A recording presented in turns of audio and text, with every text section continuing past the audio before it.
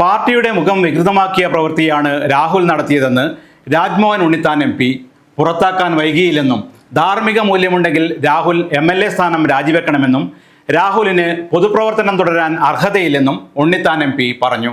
നമുക്കറിയാം, ആദ്യം അയാളുടെ പാർട്ടിയുടെ പ്രാഥമിക പാർട്ടിയിൽ നിന്ന് സസ്പെൻഡ് ചെയ്തു, പാർലമെൻ്ററി പാർട്ടിയിൽ നിന്ന് ഒഴിവാക്കിയതിനു ശേഷം പാർട്ടിയെ വെല്ലുവിളിച്ചുകൊണ്ട് അയാൾ നിയമസഭാ സമ്മേളനത്തിൽ വന്നു. പാലക്കാട്ട് പോയി. പാലക്കാട്ട് വളരെ സജീവമായി ഒരു പാർട്ടിയുടെ അച്ചടക്കമുള്ള പ്രവർത്തകൻ ഒരിക്കലും കാണിക്കാൻ പാടില്ലാത്ത രീതിയിൽ പാർട്ടി പരിപാടികളിൽ അദ്ദേഹം നിരന്തരമായി പങ്കെടുത്തു. അതൊക്കെ ഈ പാർലമെൻ്ററി പാർട്ടിയോടും അദ്ദേഹം നടത്തിയ ഒരു വെല്ലുവിളിയാണ്, ഒരു യുദ്ധപ്രഖ്യാപനമാണ്. ആ യുദ്ധപ്രഖ്യാപനത്തിന് അന്ത്യം കുറിച്ചുകൊണ്ടാണ് ഇന്ന് അദ്ദേഹത്തിനെ പാർട്ടിയുടെ പ്രാഥമിക അംഗത്തിൽ നിന്ന് പുറത്താക്കിയത്.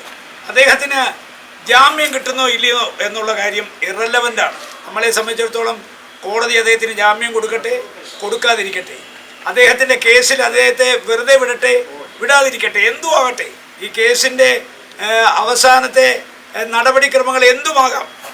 നിയമത്തിന് വഴിക്കാണല്ലോ പോകുന്നത്. അപ്പോൾ സ്വാഭാവികമായി നിയമത്തിന് അതീതമായി പാർട്ടിക്ക് ചില മൂല്യങ്ങളുണ്ട്, ചില നിലപാടുകളുണ്ട്.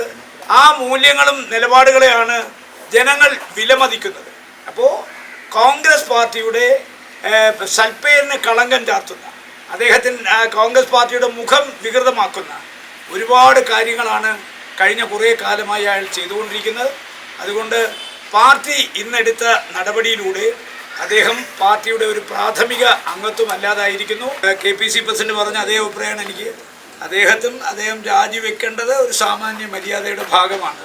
രാജിവെക്കേണ്ട മാത്രമല്ല, അദ്ദേഹം പൊതുപ്രവർത്തനം അവസാനിപ്പിക്കേണ്ടത് ഈ കോൺഗ്രസ് പാർട്ടിയുടെ ഇന്നത്തെ ഒരു നിലനിൽപ്പിന് ആവശ്യമാണ്.